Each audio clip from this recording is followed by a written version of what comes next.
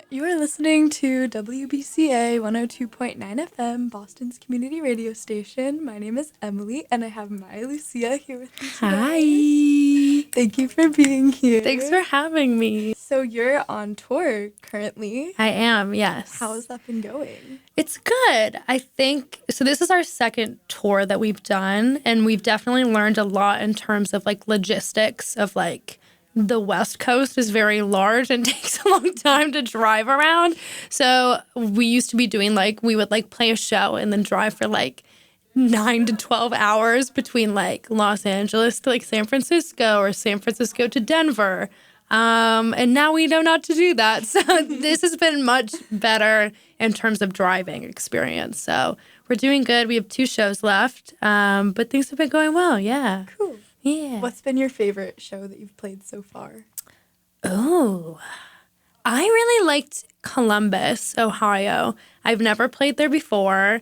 I've only driven through Ohio. I'm from Minneapolis originally, so I feel like that's kind of embarrassing to be like, I've never been to Ohio, but I've never done anything there. And we had like the best host in the world. It was like a DIY venue. So our first like basement show of tour, and it was just great. Everyone was really nice, and the ceilings were very low, so I felt super tall, but it was really fun. We had a good time. How do you feel about like going back and forth between doing basement house shows and playing at like large established venues? Because I know you played at the Sinclair in Boston, and then also like DIY. Yeah, it's hard to put into words like the difference. I like both experiences because sometimes when you play at places like the Sinclair, you have like a really good sound system and they're like doing all this crazy stuff to your vocals and you're like, whoa, I sound so good. And then the basement is kind of like, you get what you get, like you're in a basement. But the crowd there's always really nice and receptive. And I think it's a great way to like gain momentum in a certain area and connect better than if you are playing a venue. It can be more restrictive in terms of like age limits. And I think fun can be a little restrictive, and usually you have to be out by a certain time too. So it's nice to go between the two. I think this tour I really missed having more basement shows, and I think I want to kind of, we have other friends, Ravi is another band that we are friends with, and they're doing a show that's largely basement shows, I would say, and DIY shows. So I would like to kind of do a tour that has a little bit more of that incorporated next time. Cool. You are releasing an EP soon? Yeah. We're excited. Would you tell me a little bit about it? Yes. So it's called Miss Girl World.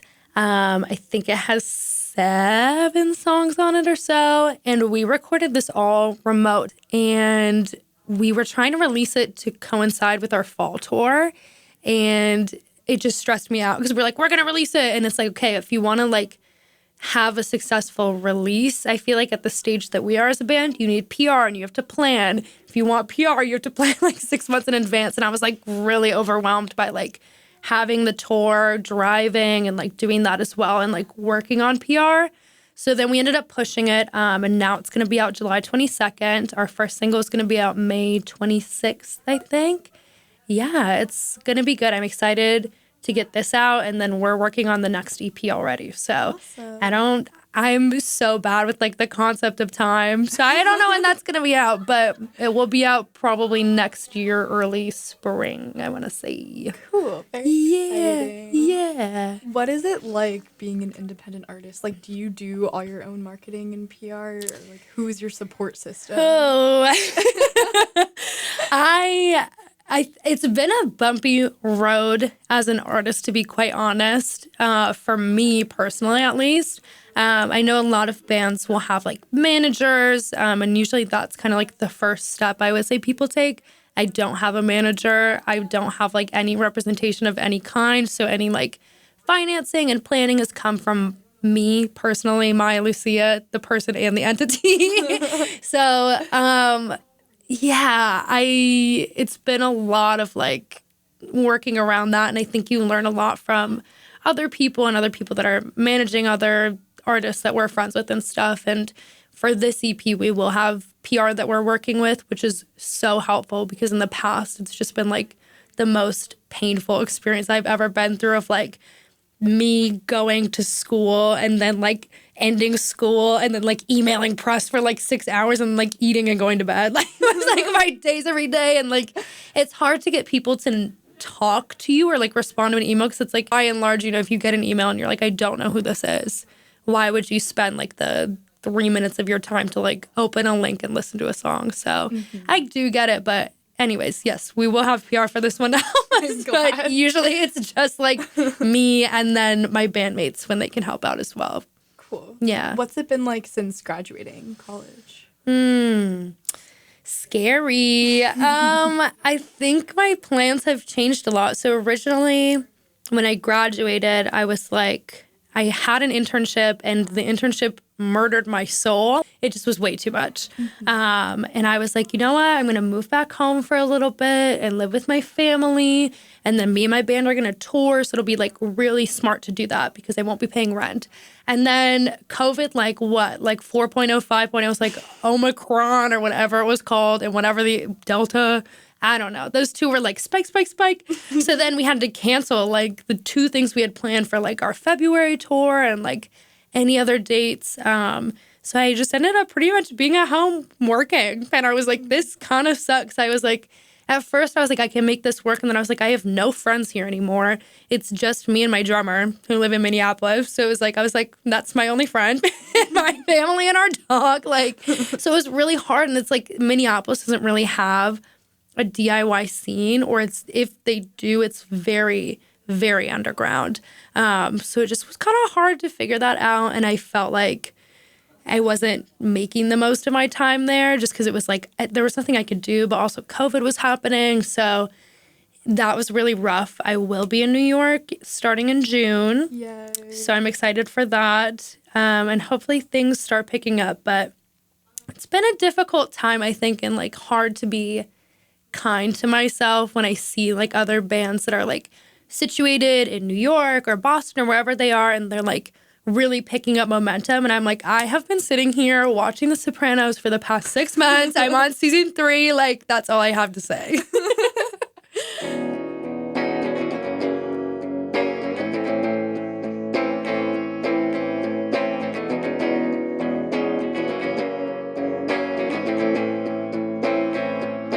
Somebody come eradicate my feelings. How am I numb? Yeah, it feels so severely. I'm gonna jump from the highest point of this building. Straight up, I say before I believe it. You wouldn't care if I went in DCP. You wouldn't care if I drowned myself in tears.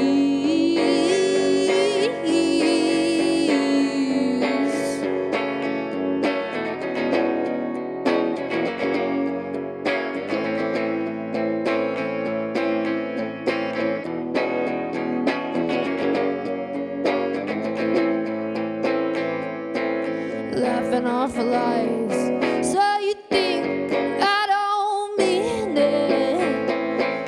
Everything's fine, and I know you won't believe it. I'm not gonna cry when you say you just don't see me. It's more than I like, so I keep my little secret.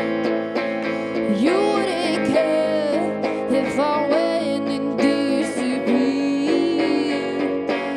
You wouldn't care if I drowned myself in tears. No, you wouldn't care.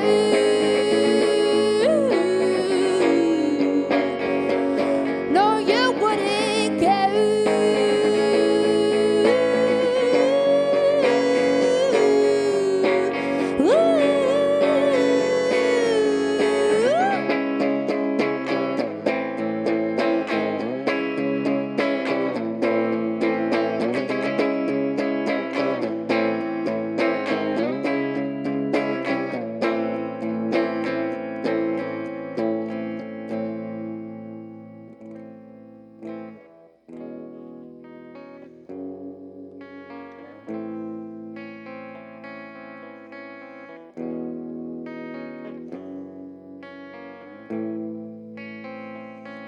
Why am I crying?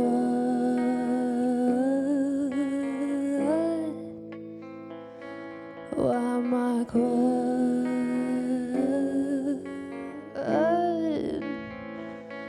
Why do I cry? Oh, anyone? Why am I crying?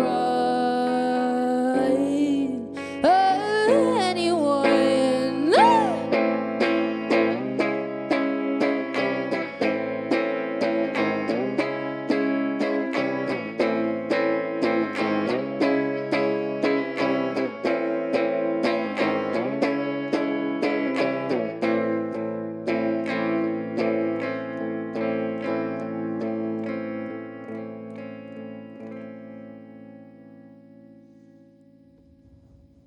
That was a song that's going to be on our upcoming EP that will be out July 22nd. And that song was about just like this really rock bottom place that I think I hit of like not taking care of myself mentally, which I feel like every year I'm like, I was so mentally unwell last year. And then I like come to it. I'm like, I was so, like every year I say that. I'm like, I could do better. But I think it's kind of about being really hard on yourself. I'm very critical of myself. Like any little thing that I do or say or sound like, I'm like very much like, I'm the ugliest, stupidest, like worst artist ever. Like I like just have like these like meltdown moments where I take things like very to heart and personally because I'm a tender little person that feels a lot of things. So I think that was kind of like, I just was taking in way too much and like didn't have the resources to really like process and think things through. So that song was like my breaking point of like mentalness, mental wellness. So that's that one. Yeah. How do you like balance feeling like that and being an artist? Because I feel like so many eyes are on you and confidence on stage. Like you do appear very confident on stage. And I think I do in walking life too. Like I would like to think I do. I am kind of the master of hiding that. And I think I would say my bandmates probably don't always see that too. Like they have picked up the longer that we've been in a car together and like, you know, been like stuck in rooms together. I think they can kind of tell when I'm not at my best.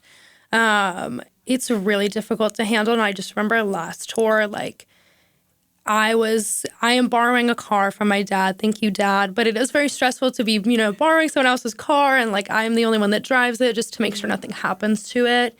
And just last tour, I hit this point of like driving 7 hours and like getting like 4 to 5 hours of sleep every night of like, I just like cracked and was like crying all the time and like a mess. And I don't even know how I really got out of that. I think it like took like being off tour and then being like, okay, now I need like with this tour, I'm like, I need 8 hours. I need to do some of this stuff for myself that might seem a little harsh at times, but it's like, I'm like, no, I'm going to bed. Like I'm going to go to bed. I'm not going to talk to people. Or like, if I start to feel like overwhelmed by the amount of people that are just like new that I'm meeting and having to like small talk a lot with people, which I love doing, but that's like, when you do that every day, I think it wears away at you. Like sometimes you're like, I just want to see someone I know. Like you're like, besides my bandmates, like I just want to see like my friends. Yeah. So I think like kind of trying to take more time and like my drummer Samuel does a really good job where he'll be like, I'm going to go on a walk. And I'm like, you do you. Or he'll be like, I'm going to go. I need to take a phone call in the car. And I'm like, all right, you know what? Like we'll go do something else. So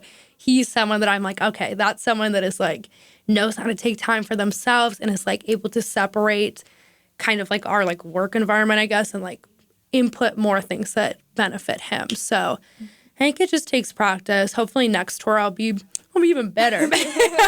I'll be even better about like balancing and, you know, getting back into things. Yeah. It's difficult. Definitely. Has it been nice like hitting Boston on your tour stop then? Because I'm sure you have a lot more familiar faces here. I love the basement scene here. And it's like, it's funny because everyone feels really young when we go to shows, like the basement shows, which is fine. I think maybe I just feel really ancient. Like I had someone at one of my shows be like, yeah, the last like house show I ever saw, I was like 19 and it was you and then it was COVID and now I'm 21 and I was like, what? I was like, how old was I when I was like, what the heck? So it is really nice, like home sweet home. I was like, I feel safe here. Like I know people coming in and out. And then obviously I get to see people that I know that I like went to school with. So it was really nice to be back in Boston and play again. Very nice. Yeah. That's so sweet. Because, like, not to make you feel old, but me and my roommate have been going to your shows since we were, like, 18. I know. Like, you were at, like, ago. one of the iconic ones, too, where, like, I got punched in the face by a friend on accident. And I was, like, that was, like, one of the first times I think we talked. Mm-hmm. And I would, like, just someone, like, it was, like, a total accident. She just, like, hit me in the face. And I was, like, gushing blood. And I was, like, I need to go. Like, I was, like, so sorry. Yeah. Yes. I do remember that. Which feels so long ago, but It yeah. does.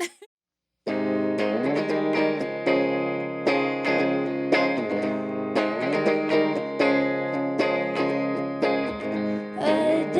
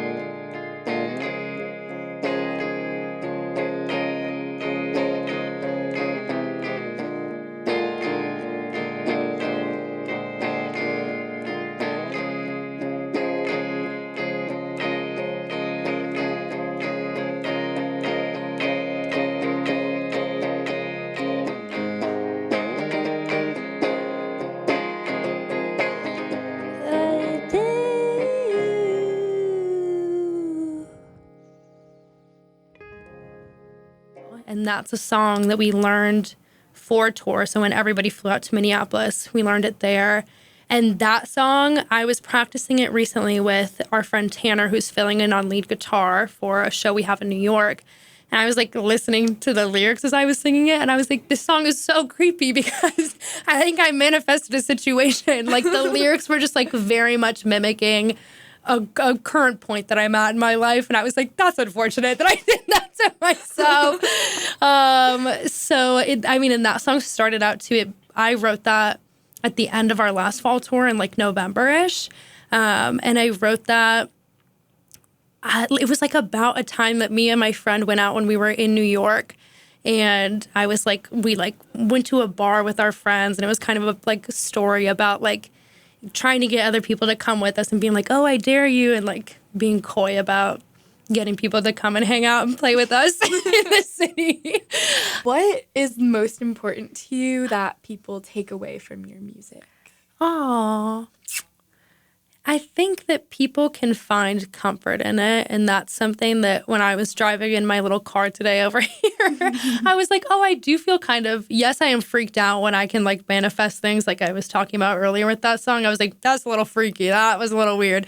But it's also like comforting that I'm like, oh, I can like go back and like hear my songs and still kind of like find comfort in like the words or like the melody and stuff and be able to have fun listening to it. I want people to have fun too. That's a big thing at my shows. I think it's like nice to go see artists, but it's like, love you, Beach House, but I don't think I would see you live because I would get a little bored. Yeah. You know, like I want it's sad, which is fine sometimes, but I'm just like, I want people, like the goal of my music, and I'm sure Beach House is like, that's not the goal of ours, lady, and that's fine. But the goal of my music is like mainly to like have fun and be able to escape, because that's what I do with it.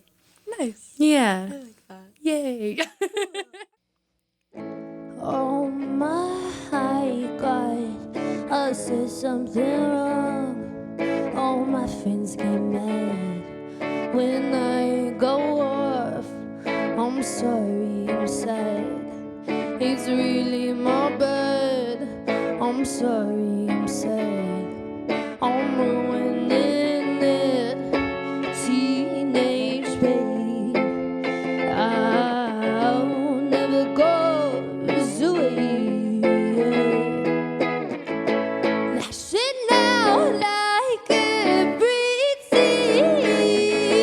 It's not like me to be. Tell me, no, baby, can't question me. I couldn't say what's wrong with me. There's nothing wrong with me. Oh, oh,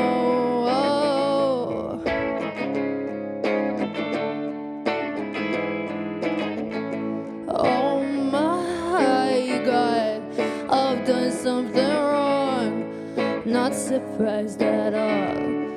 It happens a lot when I start to think about all that I've done. When I start to think about all of my faults, teenage pain, I'll never goes away. Lashing out like everything. It's not like me to be. Tell me, no, baby, can't question me. I couldn't say what's wrong with me. There's nothing wrong with me. Lashing out, lashing out, lashing out, lashing out, lashing out, lashing out, lashing out, lashing out like, lashing out like a pretty. It's not like me to be. Tell me, nobody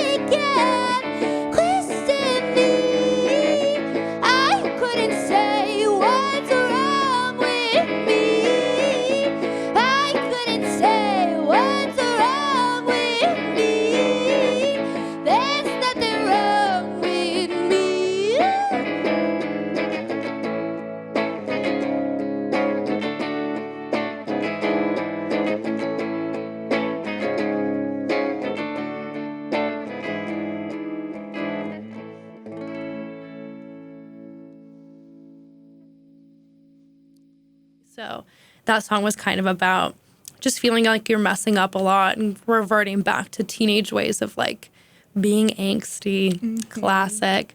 Well, thank you so much for being here. Thanks for having me. I'm happy to be here. So excited to hear your EP. Thank you. July 22nd. Okay.